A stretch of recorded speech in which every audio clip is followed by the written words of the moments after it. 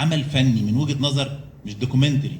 لانه انا النهارده انا طلع لي ناس من تحت كده ما اعرفش طلعوا على السوشيال ميديا يقول لك ده انت جايب رئيس الوزراء اتقتل في حنطور واتقتل في عربيه، مع ان انا المعلومه موثقه وفي استاذ تاريخ مراجعها. وبعدين يقوم قايل لك ايه من وجهه نظر دول حقيقه، هو احتكر الحقيقه ويتهمك انت بالجهل.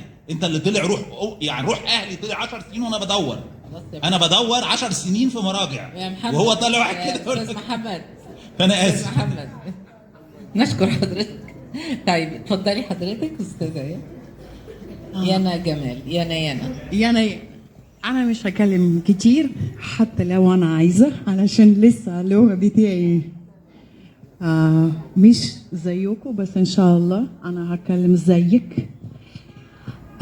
هقولك إيه، أنا ممثلة بتاعت محمد فاضل. الله.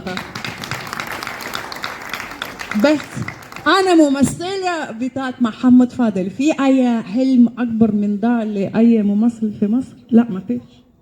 الوقت هيمشي بس أنا خلاص على طول كل الحياة ومش هينفع أغير ده. أنا ممثلة بتاع محمد فاضل. أنا متشكرة جدا أنا متشكرة جدا على الفرصة، على الثقة من أستاذ، من مسيو مخرج محمد فاضل، من أستاذ الغيتي، علشان لما هم شايفني هو شفت لوسي دي فيرنيه في الوشي، ولما أنا جيت في الكاستنج أنا ما كنتش عارفة أي تفاصيل خالص.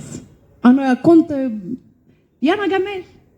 أنا متشكرة جدا لأستاذ شادي علشان من غيره إحنا مش بنتكلم دلوقتي.